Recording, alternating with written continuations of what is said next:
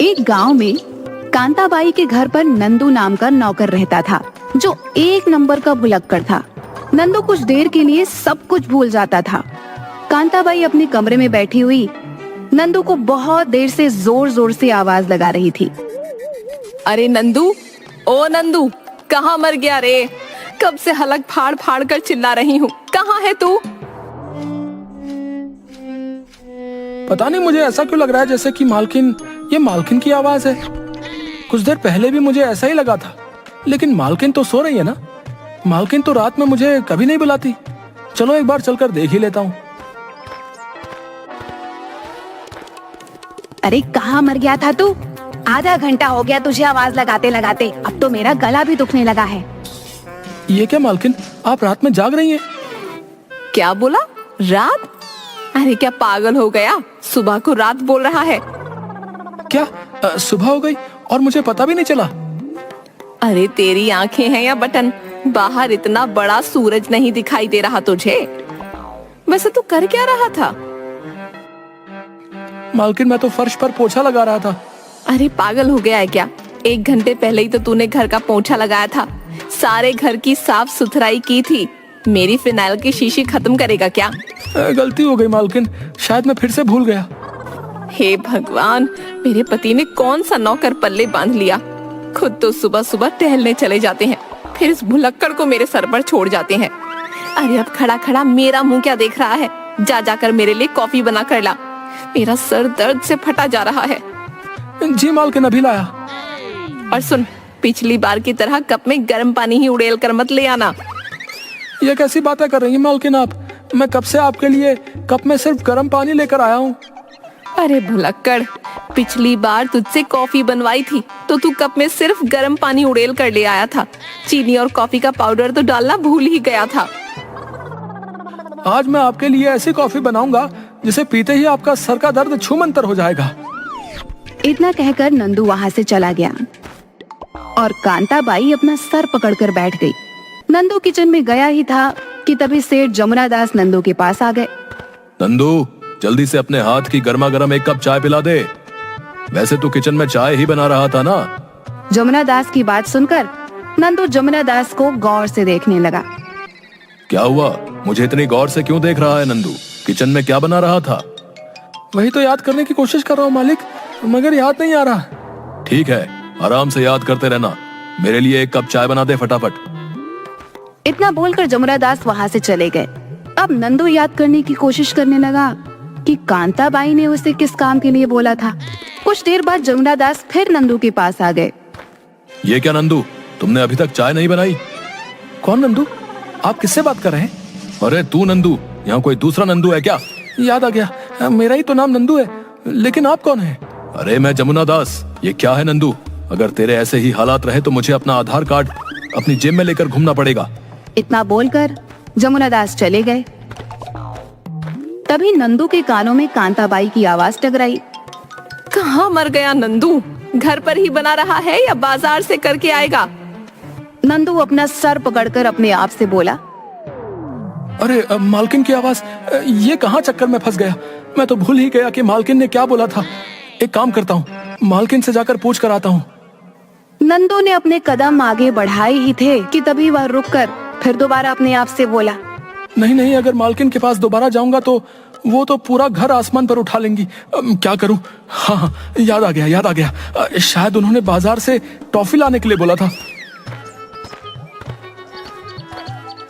नंदू तुरंत बाजार में एक दुकान वाले के पास जाकर बोला, 1 टॉफी दे दो चाचा। क्या हाल है भुलक्कड़ नंदू?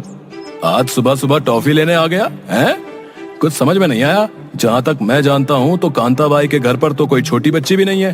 अरे छोटी बच्ची तो छोड़ो, उन दोनों की तो कोई औलाद ही नहीं है। एक तो तुम मुझे भुलक्कड़ कहना बंद करो, समझे? और जल्दी से मुझे 1 टॉफी दो। अरे तुम तो बुरा मान गए नंदू भाई। मैं तो बस ये पूछ रहा था कि टॉफी किसके लिए ले जा रहे हो? मालकिन के सर में बहुत दर्द है, उन्होंने मुझसे टॉफी लाने के लिए बोला है। नंदू की बात सुनकर दुकानदार सर पकड़ते हुए बोला, सर में दर्द है और कांताबाई ने तुझे टॉफी लाने के लिए बोला है? नंदू भैया, क्या टॉफी में डिस्प्रिन की दवाई मिलकर आ रही है क्या? है? वो सब मुझे नहीं पता, छोटी मालकिन ने बोला है तो बोला है। लाओ जल्दी से एक टॉफी दो। दुकानदार ने नंदू को एक टॉफी दे दी और नंदू खुशी से झूमता हुआ घर आ गया। नंदू टॉफी को प्लेट में सजाकर सीधे कांताबाई के कमरे में जाकर बोला, ये लीजिए मालकिन। ये क्या है? अरे मालकिन, आपने ही तो बोला था टॉफी लाने के लिए। यह सुनकर कांताबाई गुस्से से लाल पीली होती हुए बोली, अरे तेरा सत्यानाश जाए, तुझसे कब कॉफी बनवाई थी? सर में बहुत तेज दर्द था, 1 घंटे से इंतजार कर रही हूँ और तू क्या लाया है ये टॉफी? अरे मैं कोई छोटी बच्ची हूँ क्या? मैं फिर भूल गया, मुझे लगा आपने टॉफी मंगाई है। अरे टॉफी नहीं भुलक्कड़, कॉफी बनवाई थी तुझसे। ठीक है, मैं अभी बना कर आता हूँ। नहीं नहीं, कहीं जाने की जरूरत नहीं है, मैं खुद बना लूंगी। तू बस एक एहसान कर। क्या मालकिन? मेरी नजरों से इस वक्त दूर हो जा। नंदू वहाँ से चला गया। जमुना प्रसाद यह सब देखकर जोर जोर से हंसने लगे। हंसो और हंसो। है, बहुत हंसी आ रही है ना तुम्हें? अरे क्या जरूरत थी इसे यहाँ रखने की? इसने मेरे सर में दर्द कर दिया है। तुम इसे धक्के देकर बाहर क्यों नहीं निकाल देते? तुम तो जानती हो कांता, इसका पिता सुखिया हमारे यहाँ बरसों से नौकरी करता था। इसकी माँ तो इसे जन्म देते ही चल बसी और कुछ दिनों पहले बेचारा सुखिया भी चल बसा। अब ये बेचारा कहाँ जाएगा? अरे कहीं भी जाए, पानी में डूबकर मर जाए, मुझे इससे क्या? इसकी भूलने की आदत ने मेरे सर में दर्द कर दिया है। चिंता मत करो, धीरे धीरे ये सही हो जाएगा। सीख नहीं जाएगा बल्कि मुझे मार देगा। तुम तो वैसे भी यही चाहते हो ना। सीधे सीधे ये क्यों नहीं कहते कि तुमने इसे मुझे टॉर्चर करने के लिए रखा है ताकि मैं वक्त से पहले ही मर जाऊं? लेकिन ध्यान रखना, मैं इतनी आसानी से नहीं मरूंगी। मैं तुम्हारा पीछा अगले जन्म तक करूंगी। वो तो मैं शुरू से ही जानता हूँ। कहना क्या चाहते हो तुम? अरे जब तुम्हारे कदम इस घर में पड़े थे, मैं तभी समझ गया था कांता कि तुम मेरा पीछा अगले जन्म तक नहीं छोड़ोगी। वो सब छोड़ो, कल मेरी शहर से बहन आने वाली है, तुम्हारी साली। कल तुम्हें याद से उसे स्टेशन लेने जाना है। पिछली बार तुम खुद भूल गए थे और वो बेचारी पूरे गांव में भटकती फिर रही थी। साल में 9 महीने तो वो यहीं रहती है और फिर भी वो घर का रास्ता भूल जाती है। तुम्हारी बहन के भी बहुत चोचले हैं कांता, और अभी कुछ दिनों पहले ही तो वो यहाँ से गई थी। तुम्हारा दिमाग तो ठीक है। जब से मेरी शादी हुई है तब से तुम्हें मेरे घर वालों से ही दिक्कत होती है। वो पूरे 1 महीने बाद आ रही है यहाँ पर। वक्त कितनी तेजी से गुजरता है पता ही नहीं लगता। तुम चिंता मत करो, मैं तुम्हारी बहन झुमकी को स्टेशन लेने खुद चला जाऊंगा। अरे तुम खुद ही जाना, कहीं अपने इस भुलक्कड़ नौकर को वहां मत भेज देना। पता चला ये उसे घर लाने की बजाय किसी लाइन की पटरी पर बिठा दे। काश मैं ऐसा कर पाता। क्या बोले? कुछ नहीं। इतना बोल के जमुना प्रसाद चले गए।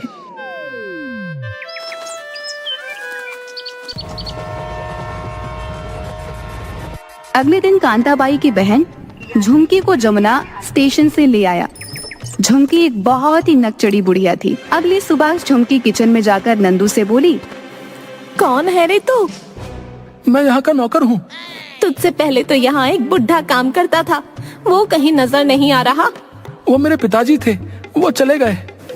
कहाँ चले गए? अरे इस दुनिया से चले गए।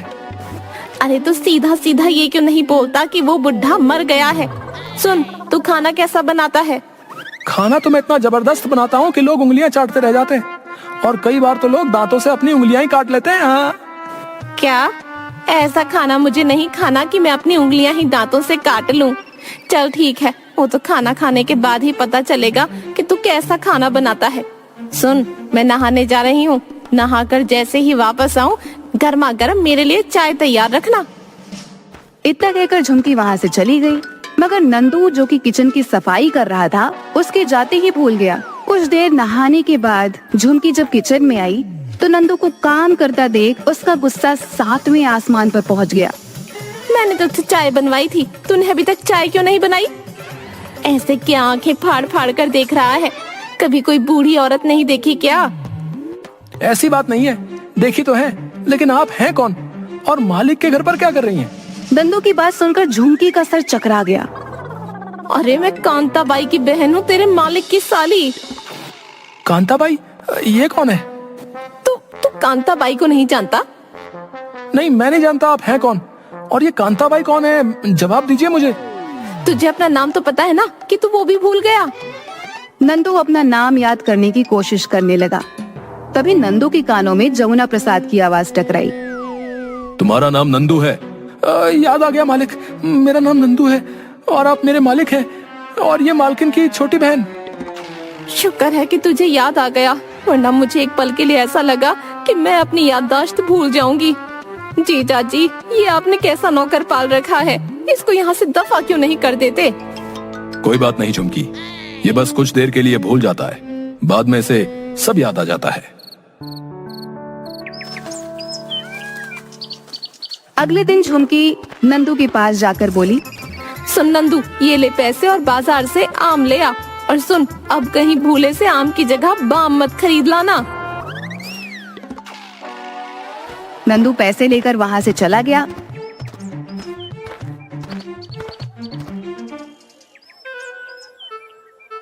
इस बार मुझे किसी भी कीमत पर भूलना नहीं है, नहीं तो मालकिन मुझे पक्का नौकरी से निकाल देंगी। एक काम करता हूँ, आम आम कहते कहते बाजार तक जाता हूँ, इससे मुझे याद रहेगा कि मालकिन की बहन ने क्या मंगाया है। इतना बोलकर नंदू आम आम आम ये कहते हुए रास्ते पर चलने लगा। वो कहने में इतना मगन था कि उसे पता ही नहीं चला कि एक बड़ा सा पत्थर रास्ते पर पड़ा हुआ था। नंदू टकरा कर गिर गया और कराहते हुए उठकर बोला, अरे इतना बड़ा पत्थर मुझे क्यों नहीं दिखाई दिया। पत्थर से टकराते ही नंदू फिर भूल गया कि उसे बाजार से क्या लाना है और वो अपने आप से बोला, मैं क्या बोलता हुआ जा रहा था, आम या बाम? हाँ याद आ गया, मालकिन ने बोला था कि बाम की जगह आम मत खरीद लाना। नंदू सीधे मेडिकल स्टोर पर पहुंच गया, एक बाम की शीशी खरीद ली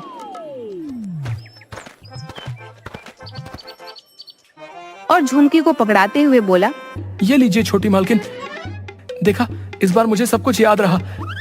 अब मुझे बार बार मत कहिएगा कि मुझे भूलने की आदत है। ये क्या है? अरे आपने ही तो मुझसे बाम मंगाया था, आपने ही तो बोला था कि बाम की जगह आम मत खरीद लाना। अरे नास पीटे, बाम नहीं आम मंगाए थे। अरे कांता, तू बिल्कुल सही कहती थी, इसे खेत जाने की बोलो तो खलिहान की ओर चला जाता है। अब मुझे चक्कर आ रहे हैं, समझ में नहीं आता तू इसे कैसे झेलती होगी। नंदू, तेरी भूलने की आदत कब खत्म होगी? देख, मेरी बहन के सर में दर्द होने लगा, जा जाकर जल्दी से इसके लिए कप चाय बना कर लिया। नहीं कांता नहीं, एक काम कर, तू मेरे लिए खुद चाय बना ला। चाय बनाने की बोल कर जाएगा और पता नहीं क्या बना कर ले आएगा। तू फिक्र मत कर झुमकी, तू चिंता मत कर, मैं अभी इससे तेरी पसंद की चाय बनवाती हूँ। इतना बोलकर कांताबाई ने गुस्से से नंदू की ओर देखकर कहा, क्या देखता है, चाय बना बढ़िया सी, और सुन, उसमें थोड़ा सा ऑयल डाल देना।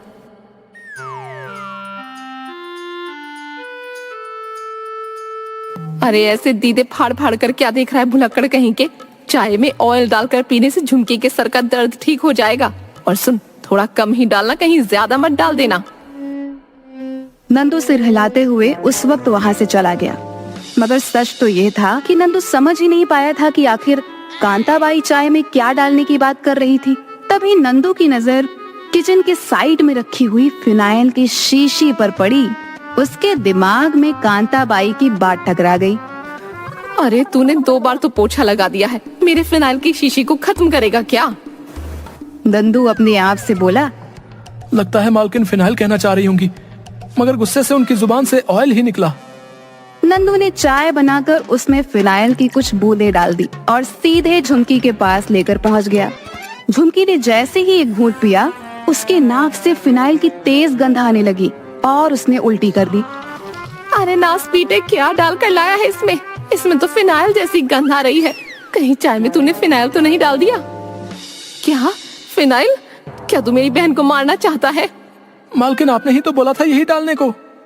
अरे करम जले, मैंने ऑयल डालने को बोला था, फिनाइल डालने को नहीं। मैं जा रही हूँ कांता, अगर मैं तेरे घर कुछ दिन और रुकी तो ये तो मुझे पक्का मार देगा। मैं अभी नहीं मरना चाहती, मैं जा रही हूँ। अरे झुमकी, मेरी बात तो सुन। नहीं कांता नहीं, पहले इस भुलक्कड़ के दिमाग का इलाज करा।